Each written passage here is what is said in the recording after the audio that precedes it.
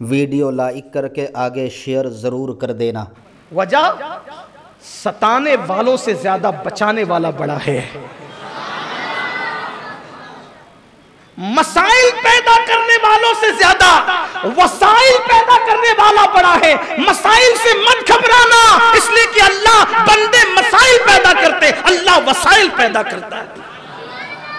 جب تمہیں مصیبت آئے، لوگ ستائے، تو طائف کا میدان یاد کر لینا۔ میری اور آپ کی مصیبت طائف سے بڑی نہیں ہے۔ میرے نبی جب طائف میں گئے تھے تو ان پہ اتنے پتھر مارے گئے، اتنے پتھر مارے گئے کہ حضور علیہ الصلوۃ والتسلیم کی نالین خون سے بھر گئی۔ بولو، کبھی یہ وقت ہم پر آ سکتا ہے؟ کبھی نہیں۔ مت گھبراؤ، بھوک سے مت گھبراؤ، پیاس سے مت گھبراؤ، بچیوں کو طلاق دیا جائے تو مت گھبراؤ۔ حضور کو پتھر جب مارے گئے، حضور کے ساتھ جو میرے آقا کے غلام تھے زید بن حارثہ فرماتے، میرے آقا جب سر سے لے کے پیر تک کے خون بہہ گیا اور حضور پہ گشی کی کیفیت طاری ہو گئی، حضور بیٹھ گئے نیچے۔ حضور ایک درخت کے نیچے بیٹھ گئے تو ان طائف کے اوباش لڑکوں نے حضور کے ہاتھ پکڑ کے کھڑا کیے اور حضور علیہ السلام کی پنڈلیوں پہ مارنا شروع کیا۔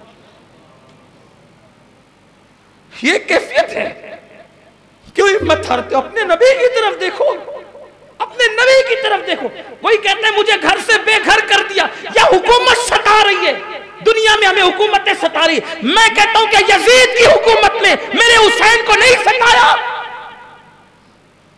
اگر دنیا میں کسی بھی ملک میں کسی بھی خطے میں مسلمانوں پر حکومت کا پریشر ہے تو اپنے حسین کی کربلا کو یاد کر لو، اور کہتا ہوں یاد رکھنا، ستانے والا اگر بے گھر بھی کر دے گا تو ستانے والا خود بے گھر ہو جائے گا، اور جسے بے گھر کر کیا جائے اور وہ حق پر ہو تو انشاءاللہ وہ گھر گھر نظر آئے گا۔ اسی لیے کسی کہنے والے نے کہا ہے کہ حسین کل بے گھر تھے، آج حسین گھر گھر ہے۔ کل بے گھر تھے، کیوں؟ بے گھر یزید نے کیا جو مٹ گیا، گھر گھر اللہ نے کیا جو ہمیشہ باقی رہنے والی ذات۔ کبھی مسئلے سے نہیں گھبرانا، کبھی۔ اور آپ کو بتاؤں، اللہ نہ کرے، اللہ کبھی تم پر زنا کا الزام بھی لگ سکتا ہے، بدکاری کا الزام بھی لگ سکتا۔ تم پاک دامن، ایک بات ہمیشہ یاد رکھو، اپنے معاملات اپنے اللہ سے درست رکھو، بس چھوڑ دو، کسی کوئی اوقات نہیں۔ کوئی تم پہ زنا کا الزام لگائے، لڑکی کا الزام لگائے، لواطت، اگر الزام ہے، الزام کی کوئی حیثیت نہیں۔ تم اگر سچے ہو چپ رہو، کچھ نہیں بولنے کا، خاموش۔ کہاں سے ملا؟ دیکھ لو حضور کی پیاری زوجہ، ہم سب کی امی جان، ام المومنین سیدہ طیبہ طاہرہ، سیدہ طیبہ طاہرہ، میرے نبی کی زوجہ ام المومنین حضرت عائشہ صدیقہ رضی اللہ تعالیٰ عنہ۔ منافقین نے الزام لگایا، اور وہ گندا جو الزام لگا اس کا ذکر نہیں کرتا، آپ سمجھ گئے الزام کیا لگا۔ ایسا پروپیگنڈا کیا منافقین نے کہ بعض کلمہ پڑھنے والے مخلصین بھی اس کا شکار ہو گئے، اور وہ بھی کہنے لگے کہ انہوں نے ایسا کیا، انہوں نے ایسا کیا۔ ام المومنین کو پتا چلا میرے بارے میں اتنی گندی بات، ام المومنین چلی گئی اپنی امی کے یہاں، ام المومنین چلی گئی اپنی امی کے یہاں، کچھ نہیں صفائی، کوئی صفائی پہ نہیں۔ کیا کہا پتہ ہے؟ حضور ملنے آئے تو آقا تو صحابہ میں کہہ چکے تھے کہ میں اس کو خیر سے کے علاوہ اس کا کچھ نہیں جانتا۔ ان کی کنیز کو، جو ان کے یہاں رات دن رہتی تھی گھر میں، ان کی کنیز کو بلایا۔ مولا علی نے کہا تجھے ماروں گا ورنہ سچ بول، کیا معاملہ ہے، صحیح بتا۔ حالانکہ مولا کائنات بھی پہلے کیا بول چکے تھے؟ یا رسول اللہ آپ کی بیویاں پاک ہے۔ کیوں؟ دلیل کیا پیاری دی میرے مولا نے۔ مولا علی کہتے حضور آپ کی نالین میں جو کا خون لگ گیا۔ کس کا خون؟ جو کتنی بڑی ہوتی ہے؟ اتنی سی ہوتی ہے، خون اس کا کتنا ہوتا ہے؟ اتنا سا، اس سے ناپاکی ہوتی ہے مفتی صاحب؟ اتنا سا خون جو حضور کی نالین میں لگ گیا۔ اللہ نے کہا پیارے محبوب تیری نالین میں جو کا خون لگ گیا ہے، پیارے جس نالین میں جو کا خون لگ جائے وہ تیرے پیر میں ہو ہم پسند نہیں کرتے، یہ نالین اتار دے۔ پیارے تیری شان نہیں، تو طیب و طاہر ہے، تو کے لیے آئے تطہیر ہے. اگر تیری نالین میں جو کا خون لگ جائے نکال دے اس نالین کو, اتار دے اس نالین کو. تیری شان نہیں کہ جس میں جو کا خون لگا ہو وہ نالین تیرے پیروں میں ہو. مولا کائنات کہتے حضور میرے ماں باپ آپ پہ قربان, اگر نالین میں جو کا خون لگ جائے تو اللہ اس کو اتار دینے کا حکم دیتا ہے. اگر کوئی بیوی آپ کی معاذ اللہ کوئی غلط کام کرے تو اللہ اس کو آپ کے نکاح میں رکھنا کیسے پسند فرمائے گا؟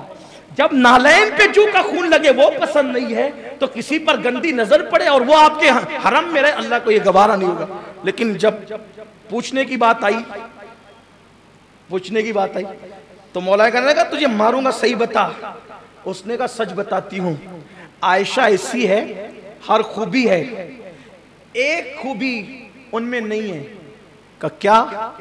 کہا اس کا بچپنا ہے نا تو وہ آٹا گون کے سو جاتی ہے, وہ آٹا گون کے سو جاتی ہے اور بکری آ کے اس کا سارا آٹا کھا لیتی ہے. بس یہی اس کے اندر کوئی چیز میں دیکھتی ہوں جو اس کی شان نہیں, باقی اس میں ہر خوبی موجود ہے. سب ہنس پڑے. کہا یہ بھی کوئی بات ہے؟ اس کے علاوہ کوئی عیب اس میں نہیں ہے. کہا کہ بچپنا ہے, بچپنے سے مراد یہ کہ ابتدائی جوانی ہے, چھوٹی عمر ہے, چھوٹی عمر ہے, وہ ایسا کر لیتی ہے, آٹا گن کے سو جاتی ہے بے فکر ہو کر کے, تو پھر وہ بکری آ کے آٹا کھا جاتی ہے. جوانی ہے, زیادہ ان کو اس وقت اور گھریلو تجربات نہیں تھے, تو لوگ ہنس پڑے یہ کیسی بات کرتی ہے, کوئی عیب نہیں اس کے علاوہ. لیکن حضور گئے, ام المومنین نے کہا عائشہ سچ بتا تو کیا ہے. عرض کی, حضور سے مخاطب بھی نہیں ہوئی, بہت ڈر تھا, خوف تھا. اپنے ماں باپ سے کہا, صدیق اکبر سے, ام رومان سے, میں اگر سچ بولوں کہ میں بے قصور ہوں تم یقین نہیں کرو گے, اور اگر میں کہوں کہ میں قصوروار ہوں تو میں نے قصور کیا ہی نہیں, تو پھر میں اپنے آپ کو قصوروار کیوں کہوں. پھر ایک جملہ کہا, یاد کر لینا, جب لوگ الزامات لگائے اور تم سچے ہو یہ ضرور کہنا پھر دیکھنا میرے اللہ کی مدد. چھوٹا چھوٹا الزام لگنے پر لوگ, الزام لگ گیا میری عزت چلی گئی, اب میں پھانسی لے لوں گا, میں خودکشی کر لوں گی. ارے چھوڑو لوگوں, اگر تم پاک دامانوں ڈرنے کی ضرورت نہیں. ام المومنین نے کہا میں کہوں گی بے قصور ہوں تم یقین نہیں کرو گے, اور کہوں کہ قصوروار ہوں جو میں نے نہیں کیا ہے, میں کیوں اس کو اپنے اوپر اوڑھ لوں. میں تو کسی سے کچھ نہیں کہوں گی, میں تو یہی کہوں گی ھذا افک مبین, یہ بہت بڑا گندا کھلا ہوا الزام ہے, بہتان عظیم ہے یہ, بہتان عظیم ہے یہ. اب بہتان عظیم لگ گیا, الزام لگ گیا, اب میں کیا کروں؟ وہ کہتی ہے میں کچھ نہیں کہوں گی, وہی کہوں گی جو یعقوب علیہ السلام نے کہا تھا. کیا؟ واللہ المستعان ولا ما تصفون. اس سے پہلے فصبر جمیل, فصبر جمیل, میں خوبصورت صبر کرتا ہوں. یعقوب علیہ السلام کے جملے. تو انہوں نے کہا میں خوبصورت صبر کرتی ہوں, اور خوبصورت صبر کیا, رکوں گی, میں کوئی صفائی نہیں دیتی, میں پاک دامن ہوں, میں کوئی صفائی نہیں دیتی, میں چپ رہوں گی. لیکن کہہ کیا رہی ہوں؟ واللہ المستعان ولا ما تصفون. اس معاملے کا تصفیہ تو بس میرا اللہ ہی فرمائے گا. اور چہرہ ادھر رک کر کے, بہت بیمار ہو گئی تھی صدمے سے, ظاہر سی بات ہے جس کے بستر پہ قرآن نازل ہوتا اس پر لوگوں نے اتنا گندا الزام لگایا. میں تو جب یہ لمحات پڑھتا ہوں تو مجھ سے برداشت نہیں ہوتا. لوگوں نے چھوڑا کس کو ہے, مگر ہمت نہیں ہارنا. ام المومنین نے بہت بیمار ہو گئی تھی, بیٹھنے کی طاقت نہیں تھی, واللہ المستعان والا ما تصفون کہہ کر کے چہرہ پھیر لیا اور دیوار کی طرف رک کر کے لیٹ گئی. بس اتنا کہنا تھا, واللہ المستعان والا ما تصفون. اللہ تصفیہ فرمانے والا ہے, اللہ خلاصہ کرنے والا ہے. جو اللہ کو پکارے پھر وہ تو مستعان ہے, مدد کرنے والا ہے. کہاں جاتا ہے؟ ادھر ام المومنین نے آیت پڑھی, واللہ المستعان والا ما تصفون. ادھر انہوں نے رخ پھیر کر کے آنکھ بند کر لی, ادھر حضور پر وحی کے نزول کے آثار ظاہر ہوئے. اور سورہ نور کی 10 آیتیں نازل ہوئی جس میں حضرت عائشہ صدیقہ کی اللہ نے پاک دامنی کو بیان فرمایا. ام المومنین سے حضور نے کہا عائشہ مبارک ہو, عائشہ مبارک ہو, دیکھو تمہارے لیے اللہ نے کیسی برات نازل فرمائی.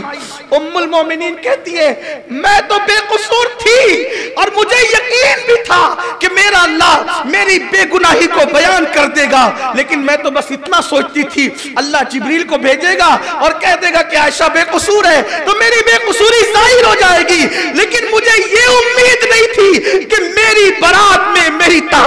سامنے اللہ قرآن کی آیتیں نازل فرمائے گا، کیونکہ اگر حدیث میں آتا تو لوگ کبھی پڑھتے کبھی نہیں پڑھتے چھوڑ دیتے، مگر اللہ کی شان دیکھو، جس نے اللہ پہ بھروسہ کر کے خاموشی اختیار کی، اللہ نے قرآن کی آیتیں نازل کر دی۔ آج بھی حافظ قرآن اس وقت تک کہ تراویح میں قرآن ختم نہیں کرتا جب تک کہ عائشہ کی طہارت کو بیان نہیں کر لیتا۔ اور میرے آقا امام اہل سنت کہتے ہیں شمع دل مشکات تن سینہ زجاجہ نور کا، تیری صورت کے لیے آیا ہے سورہ نور کا۔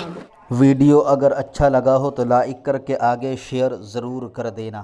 اللہ حافظ۔